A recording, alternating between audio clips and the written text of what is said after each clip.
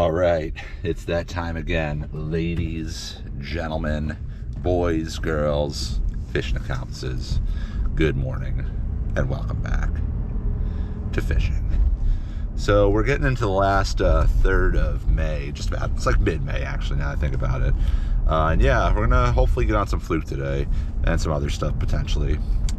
I apologize for skipping last week or the previous week. I'm not sure what order I'm posting this weekend in.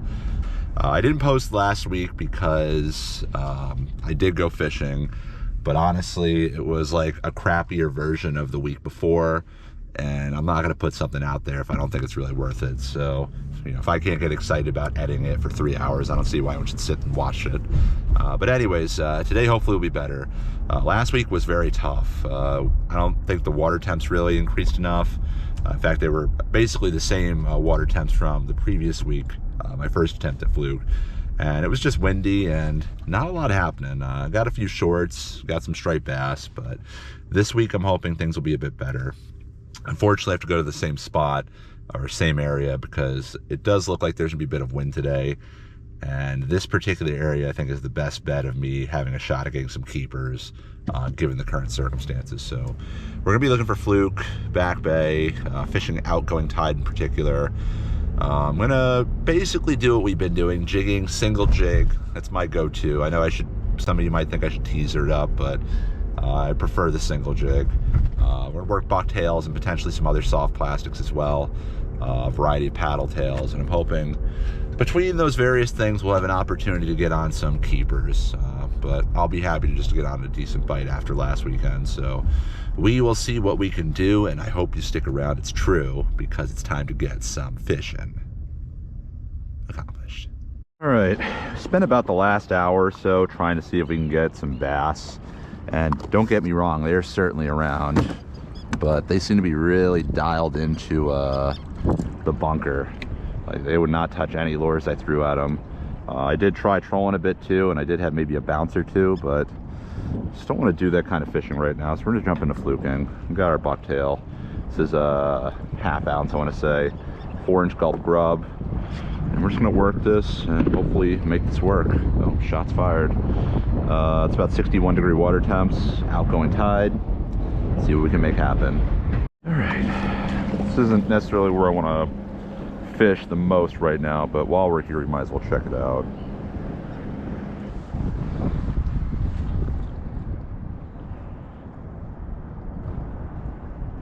There's a fish, and there goes a fish. All right, well, first drift bite, not bad sign. Yeah, so what you just saw was a small fraction of a much larger problem that I was having on this particular day.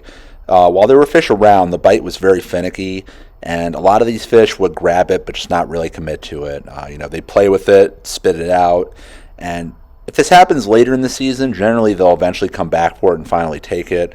On this day, however, I get like that one hit, and then that would pretty much be it. At least that's how it was for me fishing this particular setup with the bucktail. I continued to, you know, hold up the bucktail banner for a while to mix results. Okay, tough bite so far, but haven't really hit what I think is like the prime time spot yet for this tide. It's kind of showing, literally hitting a fish in the first drift and then nothing. It's kind of a repeat of last week, which is not making me feel super optimistic, but a lot could still happen. We've got plenty of time to fish.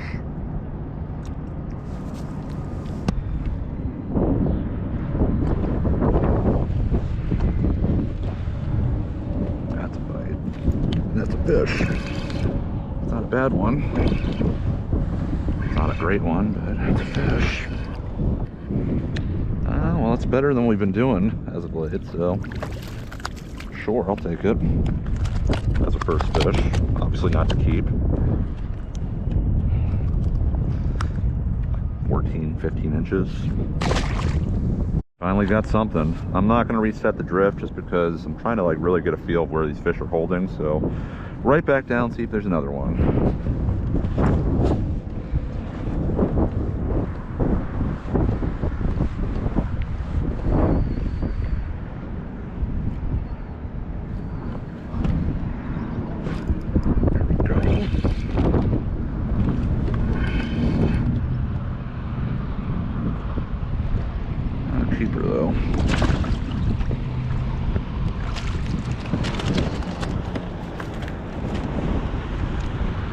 Getting closer.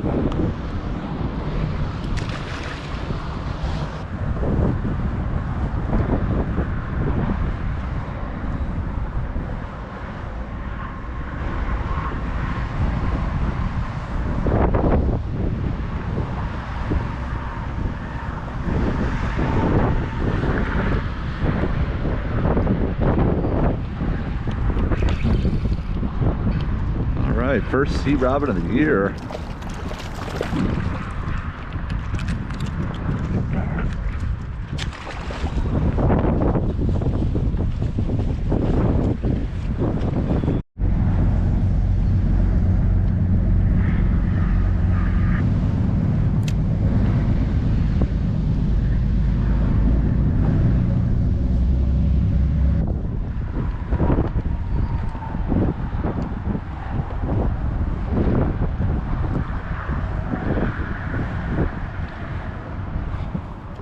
Oh, no. Oh, that was a good fish. Come on. So what you just witnessed is like the turning point of this fishing video. Up until that point, I've been trying to work the bucktail, but unfortunately, a lot of the fish were just missing the hook. And that moment, that fish felt like a very, very heavy fish. Like, I can't say it's a doormat per se, but it was definitely a legal fish. I felt the weight on the hook set. It felt like I was stuck on the bottom with just a slight give, and then I got a good head shake or two before the hook popped out.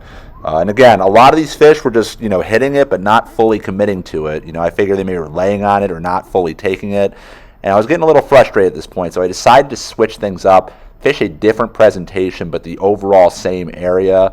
And what I decided to switch to did yield some better results while the tide was working my favor. Man, that was a nice fish on this. We're going to try a little more natural presentation, going right over that drift again. Got this really small mini mac fly shad. Should be able to hold. It's going to be difficult, but certainly doable. Right over that again. See if we can get him. Really small.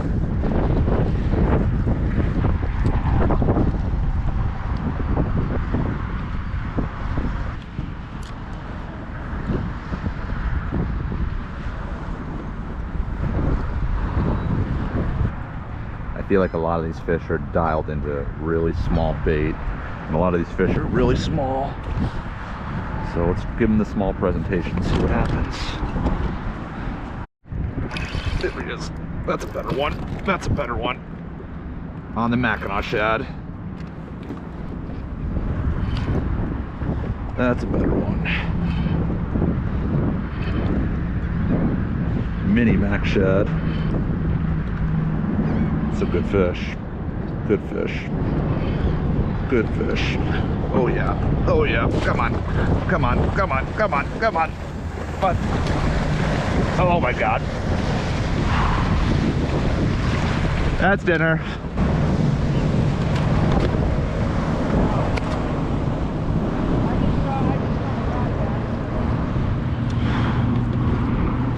Yeah, that's more like it. Nice fish, tiny lure.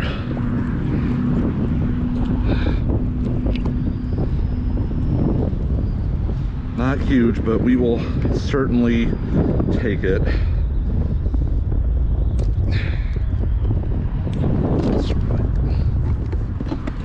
There's no doubt this is over 19.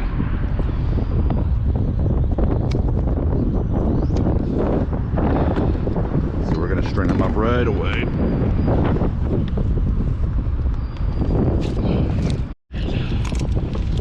There we go.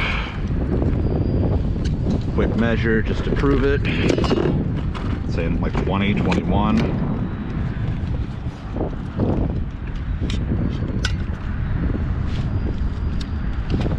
This thing is getting pretty faded. I'm gonna have to go over this with some marker, but he's about 21 and a half, almost 22, 25, 26, 25, 24, 23, 22, almost 22. 21 and a half. Make sure we don't accidentally throw a rod overboard.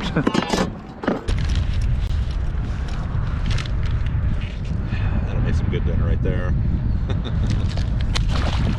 Right, that was a very hard work for fish, but yeah, that only came on the Elias Mini Mackinac shad. I coupled that with Procure, and the whole rationale for that was, you know, had that one nice fish on the bucktail, but it was barely on there. So I figured maybe some of these fish are looking for, you know, dialed into that smaller profile. So I gave them that, and it worked out. Obviously, it takes a lot of extra work to keep something that light on the bottom. It's really ideal for the kayak, you know, making sure that I'm not letting the wind push me away. Got very thin diameter line, 8-pound test braid, and a 15-pound test leader. But regardless, we're gonna see if we can mimic that in the last phase of outgoing while we have it. And as a little reward, we have our seltzer of the day. Yeah, we're back on it. Topo Chico lime with mint extract. Sounds good. Gotta smell it sometimes. Yeah, that's nice. The mint, the lime, the perfect balance, the perfect alliance. I give that around 9.1 or an odd 9.1. But I'm happy with that, and we're gonna enjoy our breakfast while we're here and see if we can get a few more before we are out and clear. So let's see what we can do. All right, the Mini Mac Procure Hayden combo. Do have to reapply, but it's well worth it. Get it down there and see if we can find another one. Yeah, so I smacked that fish right at the end of outgoing tide. I had a little bit more movement after landing that fish, but ultimately things were really slowing down. But yeah, I was still able to get on some fish. Unfortunately, though, my camera game was really off this day.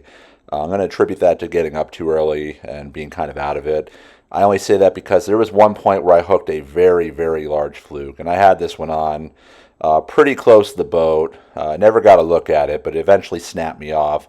Part of that's because my drag was set a little too tight, probably because I was striper fishing in the morning. Additionally, there were some weak sections in my line, which I should have checked earlier. My fault, and it's unfortunate I didn't get it on film, but I guess learn the lesson to constantly check your line. Regardless, I fished the rest of this day, and I took this day to really try and fish as hard as I could. And I really tried mixing and matching, trying different presentations and lures, going back to the bucktail, trying different sizes of the paddle shad, or Elias shad rather, and different lures in general, but I found that the light, small presentation was the best fit for this day. So after finishing this day up, I actually went fishing in the Long Island Sound the next day and didn't have a particularly great day.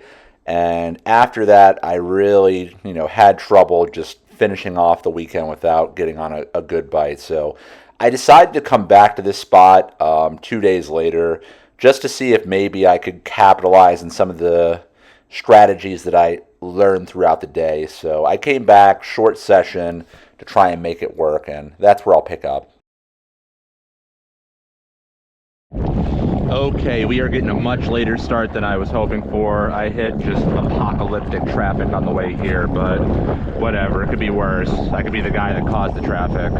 Regardless, we're gonna get getting about an hour later start, so we're getting right into outgoing tide. First drift, first drop. We're not messing around with any bass today, just right in a fluke.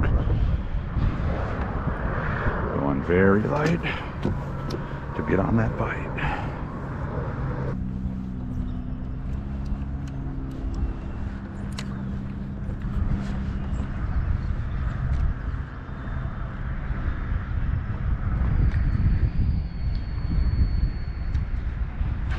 Got him. Fluke on the Mini Mac. Mini fluke on the Mini Mac. All right, it's not all for nothing. I didn't sit through that traffic for an hour and a half just to get skunked. Catching something today. Now let's see if we can upgrade from a washcloth to a shower mat. Yeah, so on this particular day, I thought the outgoing tide was going to start moving a bit earlier than it actually did. So with that, it was a particularly tough bite upon getting in the water, and this wasn't made easier by the fact that it was quite breezy out, so my drift was not ideal. I'm saying that because despite having such good luck with the Mackinaw, the mini Mackinaw shad in the previous part of this video, it wasn't really yielding the success that I wanted in the beginning. So I switched around bucktails, other types of jigs, and wasn't really doing particularly well. Moved around a little bit, and ultimately what it took was for the tide to really start moving. And after that, I eventually switched back to the mini Mackinaw shad, but decided to change the color up, and that's where we're going to pick up. Water clarity isn't quite great today, so we're going to try a different color, black and chartreuse, and see if maybe this stands out a bit more to the fish. Chartreuse and black.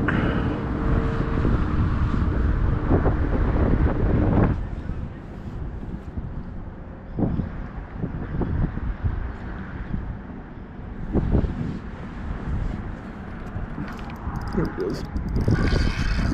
That's a little better.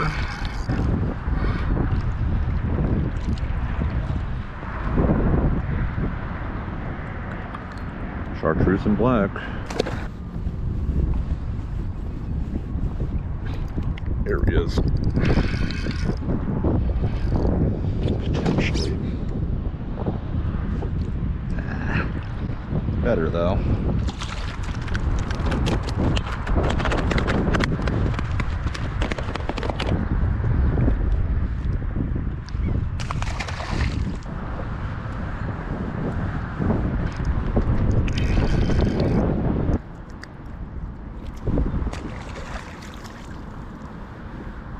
Start over.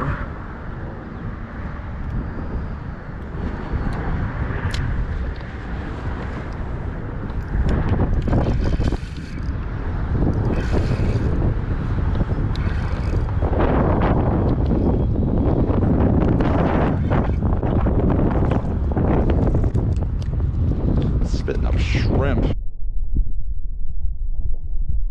I wonder they're okay with the small thing. Well, that last fluke we got spit up a whole bunch of what looked like brine shrimp, so definitely makes sense why they're going after this smaller profile, much more than say the gulp bucktail combo. So see if we can connect with a big one before we have to get out, because this is the tide we were hoping for. So for the next good hour, I definitely got into a better bite. Like, I was getting consistent bites, at least 1 to 2 each drift, and sticking a lot of the fish, though, as you can probably see in the footage. A lot of them were skewing small, but it was nice to have that kind of consistent action. It's probably the first time I've really gotten to a decent fluke bite consistently, and, you know, one that you could rely on this entire season.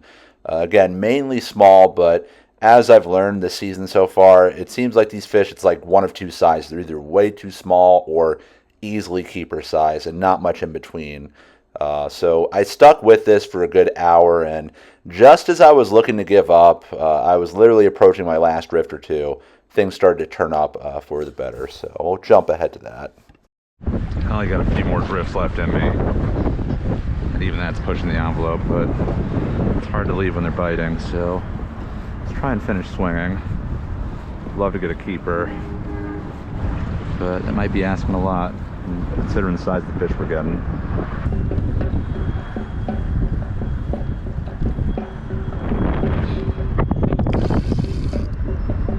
It's a little better.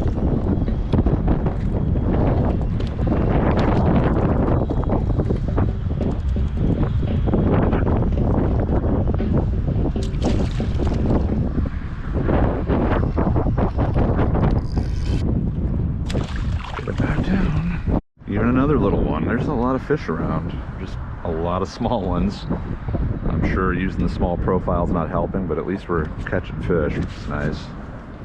And we know we can we know we can stick a big one like this, as we learned a couple days ago. Just gotta be patient. Doesn't look like it's gonna happen today, though. So the only way you're seeing this is if it does.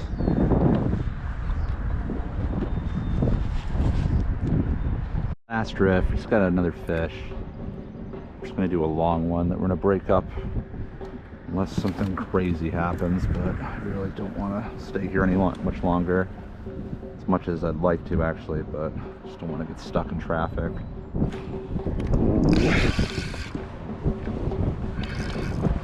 That feels decent.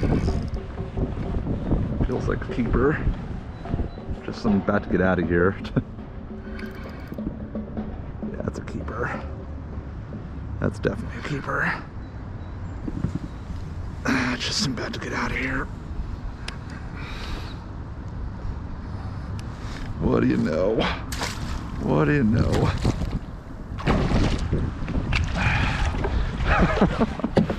That should keep. Let's be close. That should keep.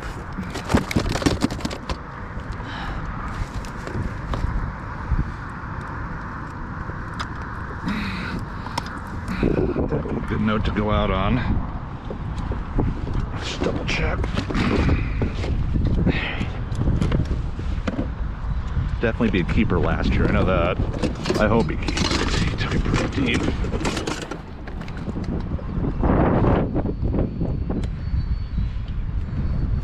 Yeah, he's 19 and a half. He's coming home. Hey, 11th hour keeper Fluke. We're going to hit that once or twice more, just to let this guy bleed out a little, let him mellow out. But yeah, that came on the mini Mac. It's makes perfect sense now that I know the full story. These fish are gorging on bait shrimp, so obviously a big bucktail is not really going to be the best presentation, most likely. So this little mini Mac, and today we're going black and chartreuse has been where it's at. Do this, try and finish this drift, because this is exactly the scenario that got me into some better fish a couple days ago. So tide's starting to slow down. This might be it. This might be go time. All right, I think I'm gonna call it at that. Yeah, probably the best, you know, consistent bite I've gotten on in a while for Fluke, this year at least. I think the big key takeaway is we're in the back bay right now, and I don't think there's a lot of bait other than bunker around. So the main forage of these Fluke is these little bait shrimp. So I'm not saying the bucktail can't work back here, and I'm not saying it won't work elsewhere, but fishing that little Elias shad, that paddle tail, was probably the closest thing to what they were naturally biting on. So I think that's why that made all the difference in the world, and especially with that light jig head, it's just kind of floating around down there like a shrimp. I don't know, but I'm happy to squeak away that keeper in the 11th hour and have some nice dinner for this week. So I'm gonna try my absolute best not to fish here in the next video, just to mix things up. It's just been lack of time or the weather or both, so it's still fun though. I apologize in advance for the repetition, but once this summer really gets started, we'll be all over the place. So thanks for watching as always. Thanks for stopping by. I'll catch you in the next one. Goodbye from Fishin.